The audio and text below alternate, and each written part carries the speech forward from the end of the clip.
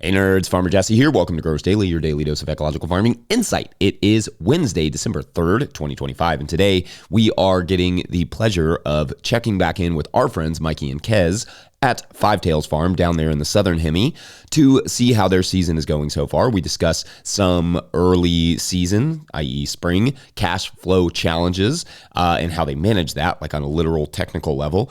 We talk about their lo-fi tomato grafting and some farm team dynamics. Very cool stuff, as always, and couldn't be more honored to have them on every single month. They're the best, so let's do it.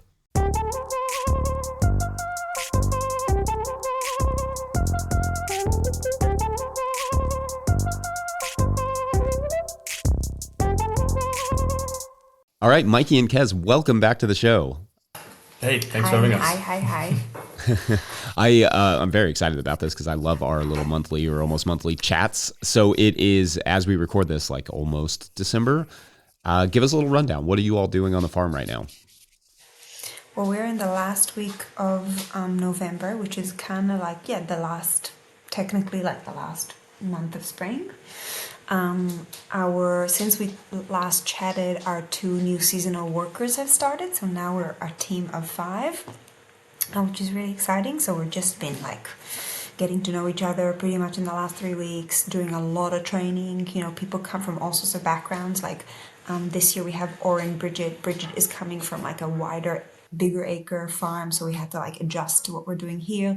All comes from like hospitality and chefing, background. So getting to slowly teaching her the other side, of that kind of scene. So there's been a lot of training and a lot of getting to know each other, which has also just been really exciting. Like we spoke a bit about it last time, like the team and our summer team on the farm is really like the heart and soul of what we do. Like we love having big lunches, we love being together. So it's always like really exciting to kind of get that first initial connection and know that, by April we'll all be just one big happy family. So obviously like lots of challenges around training, and I actually enjoyed a lot of your content around like how do we, I think it was the few podcasts that you did when you were talking about the soccer practice and how you use that to help out with stuff and explaining. So we had a lot of chats with us and Jay on, how do we teach well, how do we take responsibilities over their learnings, and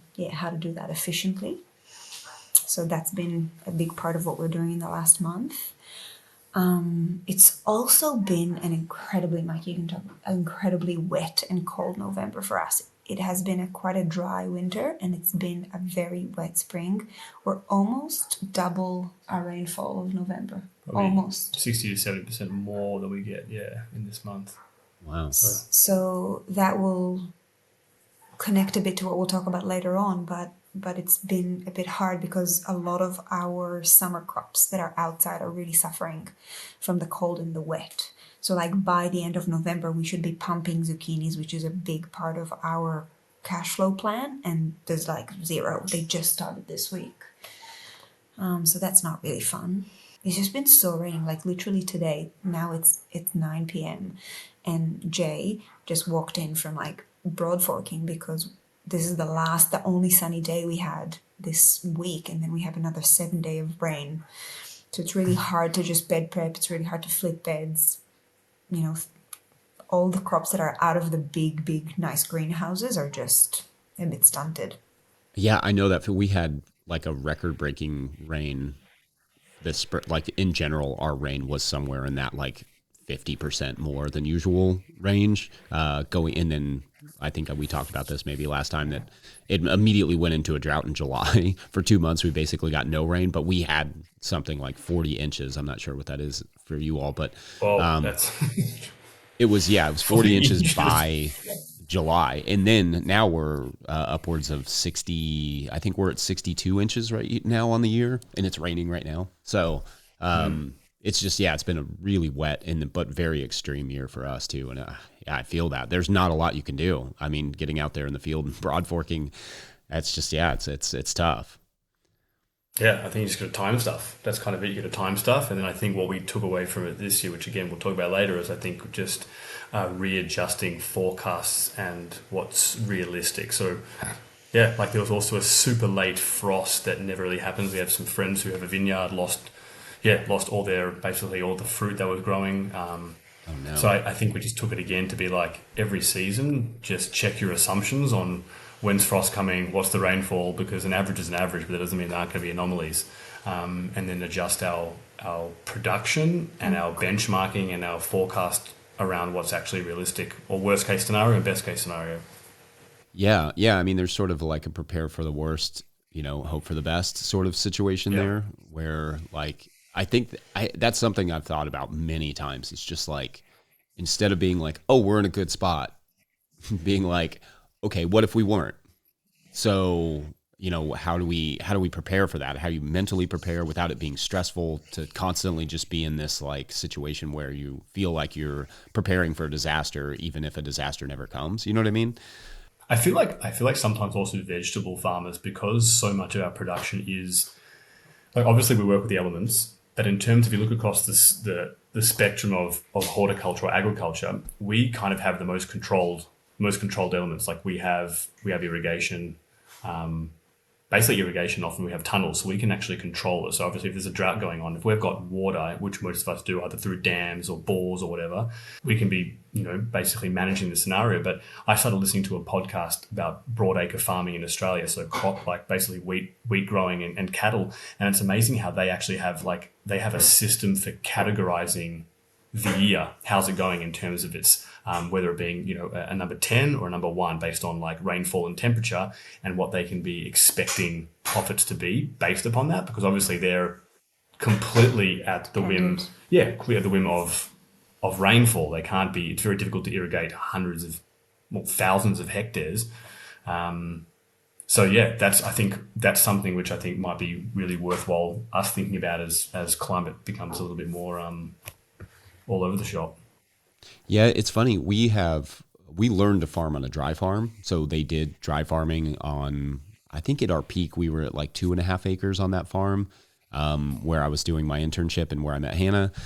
And we learned to dry farm. And honestly, that's like some of the best education that I've got for farming now. Like I still use a lot of the tricks that we learned dry farming, in terms of not just like mulches and the obvious stuff, but also just like cultivation techniques and timing and all those things. I learned a lot of that from a dry farm, and there's things that I wish I'd worked on other farms that actually handled irrigation a little bit better, because that was like a deficit for me going in to starting our own sort of micro farm. But like the education that I got from dry farming was like, that is so invaluable in dry years, just having some tricks to be able to use when it's a really dry season. What were some of those tricks, Jess? Well, I mean, a lot of it is soil preparation, and a lot of it is like, we were also a tillage farm then, so a lot of it is just timing your cultivations properly, being on your cultivations. So like one of the things that I think a lot of people who do any sort of soil disturbance, even with a tilter, sometimes fail to do is like, after a rain, you are cultivating. If you are not cultivating, you're going to lose moisture, but you're also going to get weeds. And like, if you're not like on it all the time, that will dramatically affect your soil moisture content and all those things. Like a dirt mulch doesn't really work, but if you don't cut it off, I've found that it just, especially in our climate at least, like it will suck that moisture out of the soil. And then let me think of other tricks. I mean, you really, really take care of your, getting your soil organic matter up as fast as possible. Mulching is obviously a sort of emergency mulching. Like if you are in the middle of the drought, getting that mulch layer down, if you don't have it, is really important to just get that moisture to come up to the surface. Plant cover, any sort of, just getting anything planted like that you can, even in the rows. I just I don't know if I can really talk about this yet, because Eric Nordell just sent me a video that maybe I'll link, but he puts rye in the summer times in his pathways. They do a huge dry farm in Pennsylvania and farm it with horses, and they put rye in their pathways. And so that rye will help actually maintain some of that moisture, but also obviously hold the soil there for heavy rainfalls. But it'll actually help maintain some of that moisture in the pathways. And because you're planting it in the summer, rye's not going to go to seed. I've never tried that. That's a really cool idea. We've done it, but I've been experimenting this summer. I was experimenting with teff. So there may be options there, but plant cover makes a huge difference in moisture, and also just the types of mulches you're using, and how you're using them. So Lots of little tricks like that. I'm sure there's other ones that I'm not thinking of that would come to mind, but also soil blocks make a huge difference, I think, too, just because the amount of soil, that helps a lot. Like if you think about soil blocking less as a seed starting program and more of a fertility program, it kind of changes the amount of work that you put into it. Like, the Actually, upfront never work. thought about it like that. It's pretty cool. Yeah, because I mean, you're doubling or quadrupling in many cases the amount of soil mix that you're using per block. So there's a bigger expense there, but like that's the kind of, I would happily amend my entire garden with potting soil, right? So like, you get it wet, you get a plant growing in there, so you get all those good microbes working, and then you put that kind of bigger chunk in the soil versus like a cell. It's pretty small. Figuring out the time, management there can be a little tricky, but we've got some good systems in place that work okay. And I just think also like changing the perspective on what you're doing is helpful, right? That it's fertility management. So yeah, those are some. They're great. It's a great list. I think I think sometimes we find ourselves in I don't know. Sometimes we don't think outside the block again. We've got our systems in place, and I think sometimes it's nice that head down, charging forward. So it's nice to have these really good to conversations. lift your head up and and just have a broader view of things. Definitely. Yeah, same. And I'm glad the soccer coaching stuff came in handy, because I'm Love like, it. I don't know if this is helpful for people. All right, well, good to hear. All right, so we're going to take a quick break, and when we come back, we're going to do a little tomato tour. Be right back. Today's episode is brought to you by Farmhand. Farmers who partnered with Farmhand say they grew an average of 63% this year because it's more than software. Farmhand is your business coach and assistant, helping to sell out, save time, and grow smarter with real data from real farms, shaping websites that convert, campaigns that sell, and fulfillment systems that run smoothly. Curious what that looks like? Meet the founder, Ari, at farmhand.partners/no-till and see the same insights and support the fastest growing farms rely on every week. That's farmhand.partners/no-till. Today's episode is also brought to you by FarmRaise. Still struggling with your balance sheet? Your lender's asking for a balance sheet and you're stuck with a spreadsheet mess or guessing your numbers? FarmRaise Tracks takes the stress out of farm finance. With one click, you can generate an accurate, up-to-date balance sheet that shows your assets, liabilities, and equity. No accounting degree required. You'll be ready for loan applications, tax season, or just a clearer picture of where your farm stands. Join thousands of farmers using Tracks to build stronger businesses. Get 20% off with code NOTIL20 at farmraise.com for the lifetime of your membership. All right, back to the show. All right, so I think in our October episode, Mikey, that you all said you were planting your tomatoes, and I know you've been doing a little bit of grafting and stuff. Can you talk us a little bit through, maybe start a little bit with like your tomato approach this year, and then just detail a little bit about that your grafting approach as well? Beautiful. All right, so this season we're ramping up our tomatoes. It's probably the main crop we grow in terms of in terms of volumes, the space it takes up on the farm, and I also think that the income that it generates for the farm. So we're obviously trying to gear up to be able to grow better quality tomatoes each year, and I think a greater yield. I think the prism also to kind of understand the conversation is that, like we've shared before, we have a very small farm. So for us, it's kind of like, how can we always increase the yield per square foot on the farm in any means we can. So this season we invested in a new, we call it a multi-span greenhouse, so a connected greenhouse. Has about 3 meter gutters, so the tomatoes can get to about 3 meters, and then you've obviously got the extra space above the tomatoes for extra thermal mass.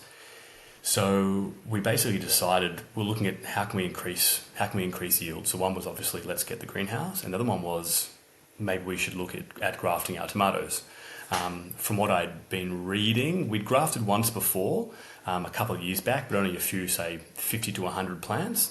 And now we're currently growing probably 2,200, 2,300 tomato plants a season. So we're like, okay, from what I'm reading, we can probably get they reckon up to 40% in terms of just the yield of a graft. So you can actually get a 40% increase in yield. Obviously there's a lot of conditions around that.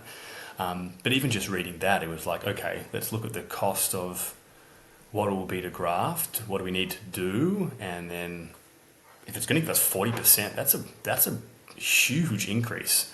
So I think that was kind of the premise why we decided to do it. Yeah, we started grafting a few years ago, and we haven't consistently seen 40%, but we've consistently seen like 10, 20, 30%, like just depending on the variety, the combination. It's been for us like a huge boon. Plus disease resistance has been amazing. But there is, like you mentioned, that cost part. So can you talk a little bit about how, like, what your approach was to rootstock and then to the grafting part itself? Look, I think the cost part is, yeah, it's an interesting one, kind of trying to work out what is the cost per unit and whatnot. The truth is, we think this year we were just like, we're just going to do it. So we're not even going to look at how much the extra cost will be of even grafting. We just want to give it a crack and just see if it works. And then we can kind of, the next season, kind of really break it down to see, okay, what did it cost to graft and what was the yield increase, and to see if it kind of works out. And also, I think what I said to you before is, instead of trialing small and deciding to do like 200 or 300 plants, we decided to do the entire thing, which I think was a probably an error in a way. Like it's like just super risky because, as you know from grafting can go terribly wrong. And if you don't have backup plants, you're essentially cooked your tomatoes for the season. Like you don't have tomatoes. So we put a lot of emphasis on the varieties that we choose. So if we had a massive loss, it's really going to throw out our season. So we went to a big tomato company. I called them up, which I recommend a lot of people do. Like, just pick up the phone, call a seed company, and say, "Can I speak to, like, do you have a tomato expert there?" And often they'll be like, "Yeah, no worries." So I had an hour free consult with their tomato expert, and basically just ran through everything. I was like, "This is my climate zone. This is what I'm growing. What do you recommend? Like, what rootstock should I be looking at?" And yeah, that kind of set us down the journey. So I ended up buying and getting a rootstock called Kaiser that was recommended by them. And I think why Kaiser works well for us, also, first of all, there's not a huge amount of options for small growers. So there's only a limited number of rootstock options, but that's in the Australian context. So we went with something like Kaiser, which is actually a very balanced rootstock. So it really balances the vegetative growth with the generative growth, which, because we're in an organic system and it's low tech, it's really difficult to steer a crop. So the word steering, which you probably know as well, for the listeners, like, steering is obviously how you can shift a crop between the two main forms that they have, either being generative, so they're pushing their energy towards fruiting, or vegetative, so they're producing a lot of leaf mass and they're kind of building themselves up as a plant. So we just have very limited tools to do that. So in high-tech greenhouses, they're obviously playing with humidity, light levels, irrigation. They're the kind of the main three. Temperature. Yeah. But, like, I don't know, our greenhouse, we can roll up the sides. Yeah. And we can play with irrigation, but also, like, it's harder to really build on some low-tech irrigation, like big schedules, So for us, it was kind of like, yeah, we decided to find a really balanced rootstock that wasn't overly vegetative, because for us to be able to swing and play is really difficult to do. So we went with a more balanced option for rootstock. Does that make sense? Yeah, no, that does make sense. It makes 100% sense, because I've, like you explained what crop steering is. It's really hard to do when you have very low tech system, when it's just basically, roll up sides. I think that makes a ton of sense. Can you talk a little? And from what I've understood is also that a lot of the rootstocks that are being bred, they're bred to be vegetative, and really super vegetative. Because if you look at if you're growing a tomato, like, without grafting, people often notice that kind of halfway through the season, they start to kind of get really stretchy and leggy, and they kind of almost like run out of juice, and they're just kind of pushing all of their energy into flowers. So generally, tomatoes are often generative anyway, so that they breed rootstocks to be overly vegetative, so that they can really have these stocky, strong plants, and obviously they've got the tech to be able to steer it to be generative or either way. But for us, in our conditions, like you're saying before, it's just really difficult if you had a rootstock which was bred to be too strong one way or too strong the other. So that's kind of one thing I think I've worked out this year: hunt down rootstock which is a bit more balanced. That's actually really fascinating. I hadn't heard that before. All right, so talk about the system a little bit. Like, what was your approach to the actual grafting part? Yeah, well, Kez Oh, is okay. jumping in as well. Hi, Kez. Well, the approach to grafting was because we had success the first time we grafted, which was years ago. We had a really janky setup. We literally we grafted like anyone else would graft, and we used our cool room, as the healing chamber. So we basically plugged in a tiny little heater to keep the temperature controlled in there. And again, like very minimal temperature control. We just kind of put the heater in there. We had little plastic domes, which everyone uses, and I went down to the local hardware store and got some fluorescent lights. And we succeeded that year. We had really good success. We probably had 90 to 100% success rate on a few hundred, like about 100 plants or whatever it was. So I think we were really bolstered by the fact that we could really do this. So we had basically the same approach. We decided that we'd do all the tomatoes. We have a little, like a root cellar, almost like a wine cellar in the back of the house. Put up some fold-out tables, grafted everything, put them in there, and then just plugged in a heater and set it at the correct temperatures. No, they were under domes. They were under domes, yeah, under domes. Each one had a dome. And then, plugged in the heater and started following the protocol. Little did we know, Jesse, that without grow lights, difficult to do. We didn't invest in grow lights. Which might have been a massive mistake. We quoted them up and it was going to be really expensive, and we're like, you know what? We're going to try to do it without grow lights. And I think that's where the trouble began. Yeah. I think the bottom line is that we were very successful. It was just very stressful to get there in a low budget. But the plants are healthy, the graft are amazing. There was just...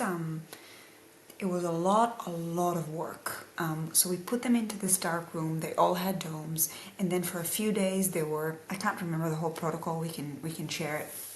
They were in 100%, darkness. Dark, yeah. We used to come a few times a day, open the dome, spray with a bottle under, keep the humidity, literally spray by hand, and put a heater there that usually kept it on like 19 degrees, possibly.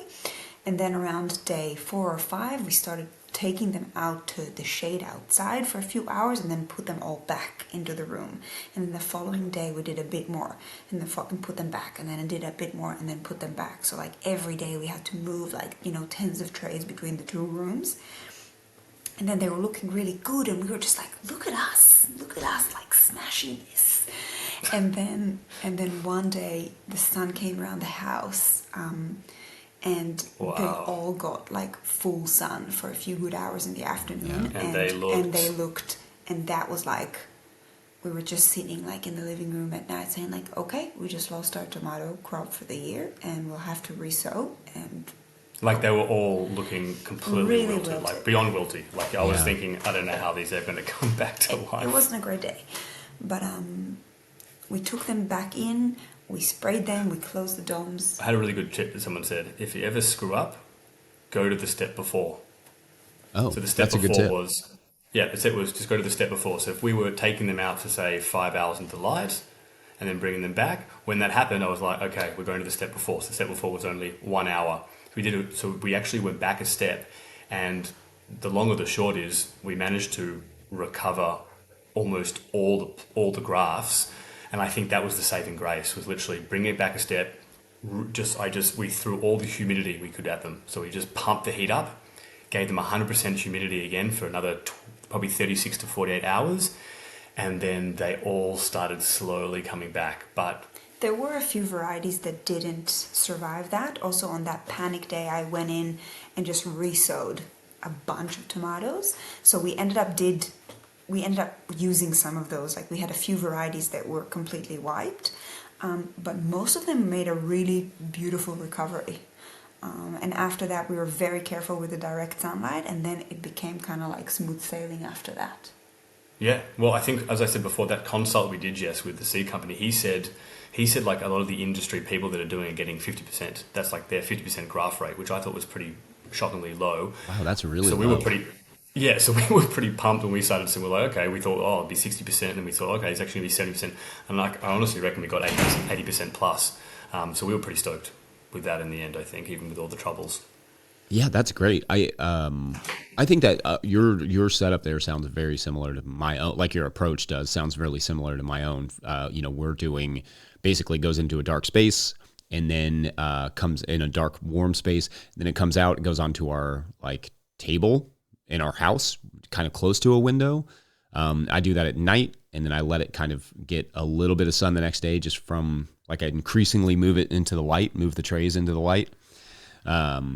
And then after that is, slowly, increasingly taking it out to the greenhouse, and then I use shade cloth. So I basically am taking the light away, increasingly a day after day, and then that usually works. And I get, I would say 95% That's success. Epic. I think the shade cloth is a banger.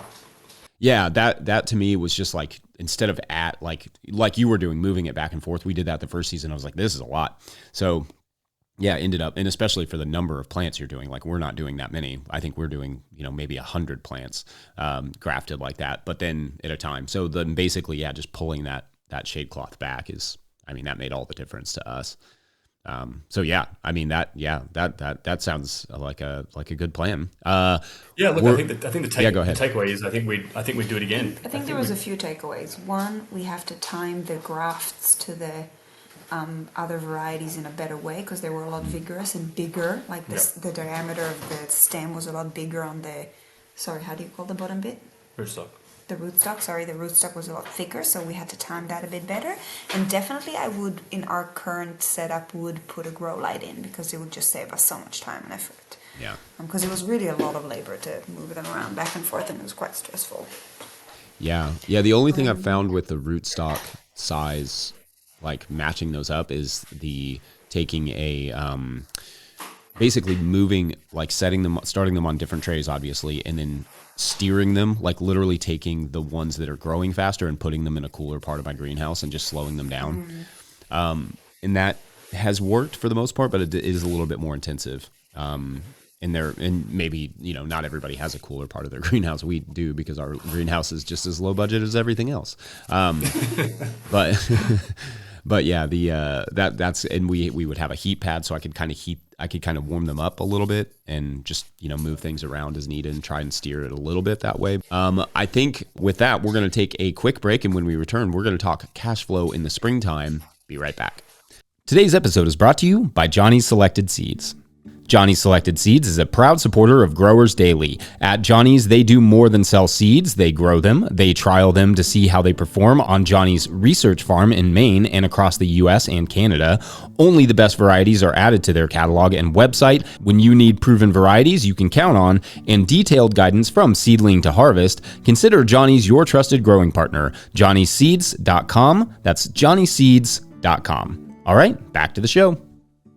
All right, so spring is often like a really complicated time on farms, because it's like the most expensive time on the farm, and generally like with the least amount of cash flow for lots of reasons. So what do you all think about that? Like, what do you all do about that?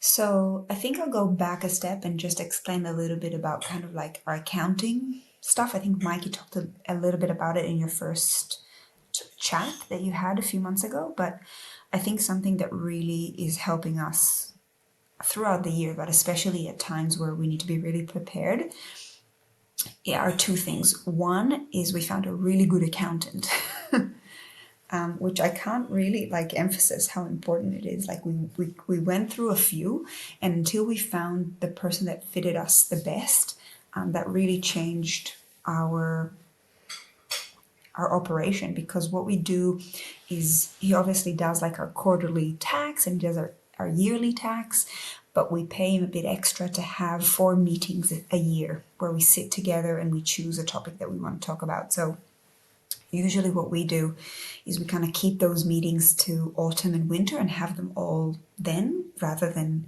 when we're really busy in spring and summer. And we'll go over, obviously, our numbers and what did well and what accounts did well, but what we really emphasize is doing quite a significant cash flow projection. So we sit down and we try and plan at least the spring and summer, which is also the season that we hire, to make sure that we can hit those targets. And we try and do quite a particular crop plan that fits with it, and then we were able to say, okay, we're estimating that we can make this much money a week for October, this much money a week for November, so on, and kind of copy our expenses from the previous year and try to update them for this year. And then I can say, oh, I can give a raise, I can hire this, this month is going to be really tight. This month we're actually going to lose money, but, I can look at the cash that I have now and, we're able to absorb that. So you get kind of like a broad plan of how the year's looking. And for us, it just helped us to make a lot of really good decisions, or maybe make big decisions less scary, like, pay rises or hiring or getting, a new truck or a new infrastructure or something like that. So that's kind of like the one thing that's been super helpful for me, and having a good partner to help you do that is really important. Thank you, Jamie. The other thing that's really been helping us a lot this spring is the Profit First protocol that we follow, which Mikey spoke a little bit about before. I don't want to get into too much explaining about the whole system. There's a really easy to read book called Profit First that I really recommend people to read. Also for personal finance. For me, it's super simple. It's not scary when it comes to big money planning. It's very basic. It's kind of like when our grandmas used to, or at least my grandma, get her wage in cash and divide it into, this is my cash for groceries. This is for bills. It's just a way to take a lump sum of money that you have and organize it in a way that's more intuitive. So how it looks is that basically me and Mikey, when we open our banking app, we have 7 different bank accounts for the business. So what we had before is that I would go into my bank account. I've got one bank account. That's where all the money goes into from our customers. And that's where I pay everything from. So I'll throw in a number, let's say 90K. Okay, so I open my bank account, bang, 90K. And I was like, yes. I got heaps of cash. Let's get this, whatever. Let's get another load of compost. Let's get more whatever we need to do, we can do it. Because when I open, I just see that number on my screen and I was like, cool, we're good.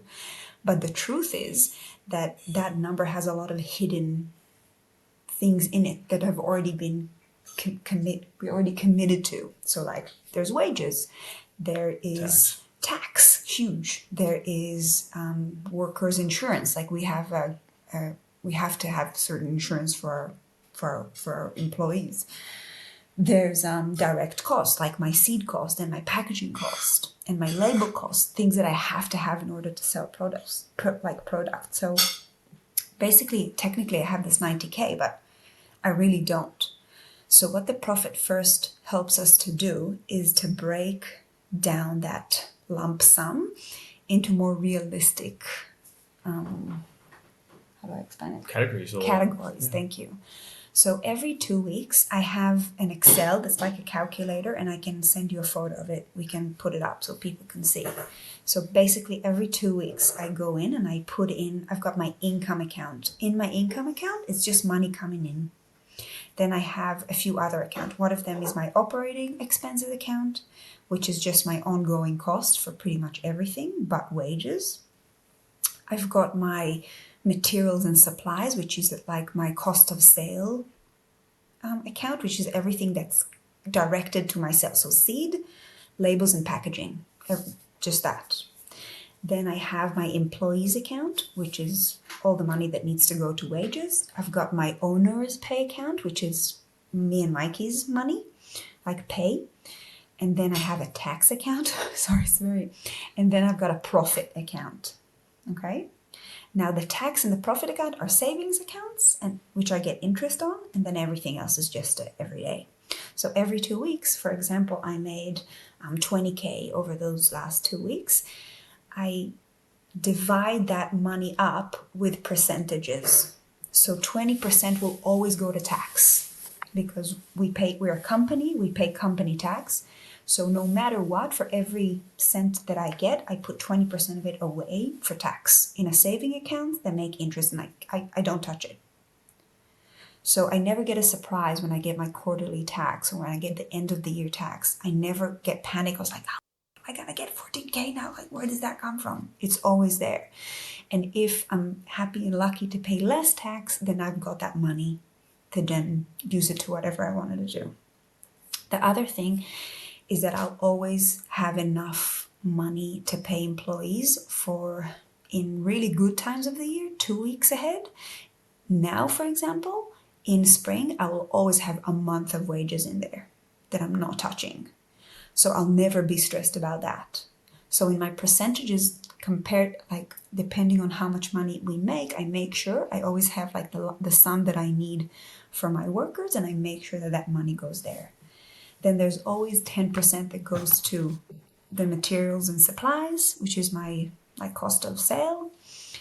And then basically whatever is left, we decide if we pay ourselves. I think Profit First dude is not going to be happy with that, because he's like, always pay yourself, da da da da da. But in our real world, if it's a really hard month, then me and Mikey won't get paid. But you know, the business and the farm pays on a lot of our life expenses. We live cheap, and the farm pays for most of our, you know, ongoing stuff, if it's mortgage and bills and electricity and stuff. And then everything else can either go a little bit to profit. So usually we'll put 5% aside for profit, and then the rest will go to OPEX. So basically, whatever's left after I paid everything that I needed to do, I paid us, I paid the employees, I put some money aside, I put some money for tax. And that determines my running cost. So if I have 2 weeks ahead of me before I do another allocation, and all I have left from my OPEX is $3,000, then the farm will run on $3,000. You know what I mean? Mm-hmm. Basically, it limits me to where I'm actually at. So it gives, so at the start of the week, I'll do like our manager meeting, and I'll tell the guys, look guys, like we're tight this week, so you know, we can't order compost, or we have to deal with what we have until we have another allocation, or we have another distribution of cash. And then on month that we're doing a lot better, I'll know, oh, we have some wiggle room, let's buy that compost, let's get, you know, this, let's get that. Let's make sure we can pay, you know, we have to make sure we can pay that loan. It just helps me take off all the stuff that we have to take off in spring, if that makes sense. I think it was a bit wordy, but makes sense. But just the fact that I open my app, I wish I can show it, but I think that's probably not cool. Like, I'll open my app and I'll have like, I can see exactly OPEX, $2,000, $3,000, $7,000, whatever in there. I have my employees, and it's, you know, there's 20K in there. So I know that no matter what happens this month with the rain and there's no zucchinis because it's so cold, I've got that money to pay them. And if I didn't have that, all I would have seen is $90,000, for example, and my brain will automatically feel like, okay, we're doing well, we've got the money. But really, 14,000 of this needs to go to tax, 20,000 of that need to go to workers and insurance.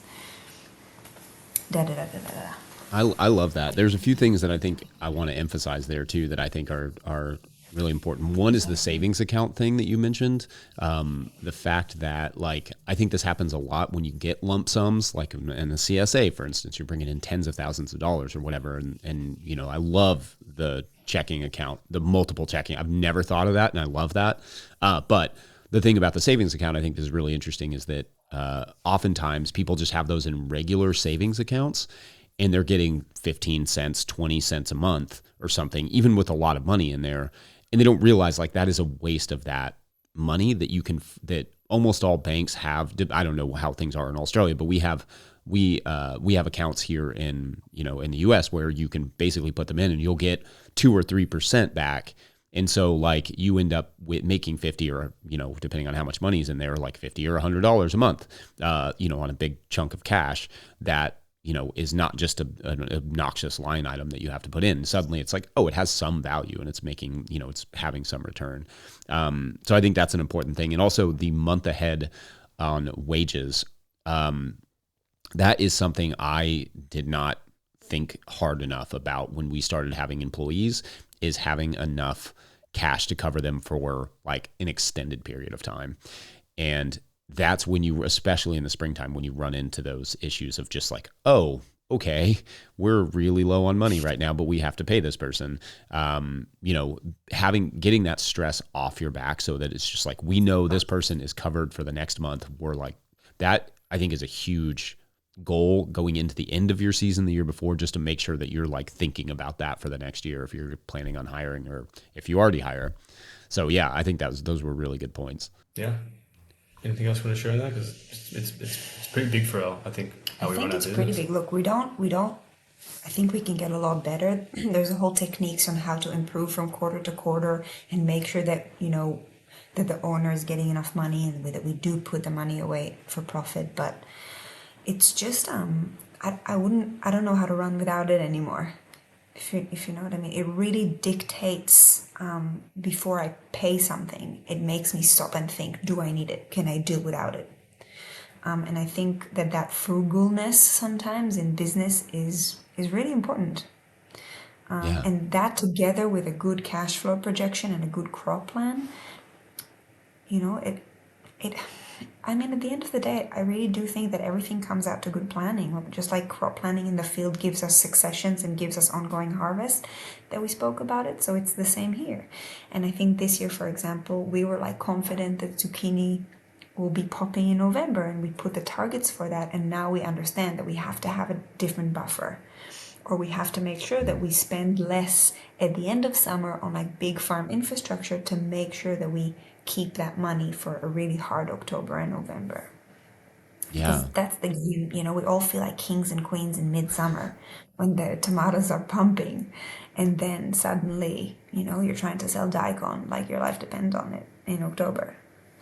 I mean, I think that is also like a really big lesson we learned, is just like when you're at your most flush is when you should be your most conservative.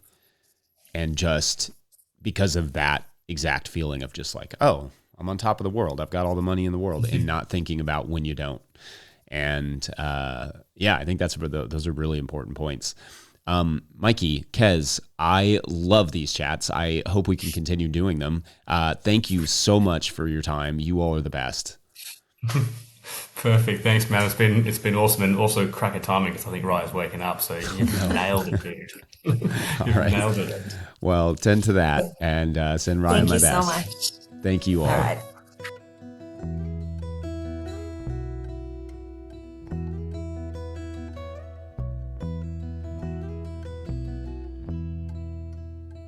All right, I hope you enjoyed that talk with Mikey and Kez and this whole series that we've done with them. I just absolutely adore those two. Really appreciate their time. Make sure to follow Five Tails Farm at Instagram and all the places. We will hook it up with links in the show notes. Also, I totally forgot that I had a Patreon question for Mikey and Kez, so we will get that to them next month whenever we chat later on. Don't forget, No Till Growers is now officially a nonprofit 501c3, so donations are tax deductible and greatly appreciated. Please make sure to like and subscribe and/or follow wherever you're getting this podcast. That's an easy way to help us out. Enormous thank you to all of our show sponsors. And if you'd ever like to sponsor the show, you can reach out to Farmer Michelle at notillgrowers.com. Huge shouts to Willie Breeding for the theme music and Mike Hilbert for the production help and editing. And also my wife, Hannah, for everything in the world. Also shouts to Epidemic Sound for the background music that you can hear. Pick up a hat or a copy of my book, The Living Soil Handbook, at notillgrowers.com to support our work. Big thank you to everyone over at patreon.com/notillgrowers, where at a certain level, or if you just bump up from one level to another, or you sign up in the month of December, you get a shout on the show. So big shout outs today to, drum roll please, Jackson Roulette, who obviously is the person that helped me start No Till Growers. So big shouts to Jackson. Robin Garner, Thomas, Patrick Daubert, Christopher Frazier, and David Bonell. Shouts you all. All right, so as you will remember from yesterday's story, Madeline, our aging but still brilliant and very much respected actress, is starting a one-woman show, but for movie theaters. And you may be like, what? Like, is it just a movie? No, it's a good question. In fact, that was the same question that many movie theaters were asking when Madeline's team first approached them about this idea. But it basically works like this. Every theater that is willing to do it will get their own actress, and they will be given a film to play at the same time in a very simple PA system to set up. Technical details are totally worked out. And that's basically it. The theater just has to kind of like hit play and the actress does the rest. Because Madeline was very well respected and it was rumored that legends like Meryl Streep were even going to show up at one of these theaters and play the part, it had a lot of buzz. On opening night, there were 20 theaters or so all over the world that had signed on. Some in the obvious places like New York, San Francisco, LA, London, that sort of stuff. But then some in some small cities like Lexington, Kentucky. Shouts to the Kentucky Theater. And that just had cool old movie theaters with owners who were game for whatever. What happened on opening night? Well, that is for tomorrow on Don't Make a Scene. Oh, I actually like that one. It fits pretty well. Maybe that's the title. Anyway, we'll find out tomorrow. Thanks for watching and or listening. We'll see you then. Bye.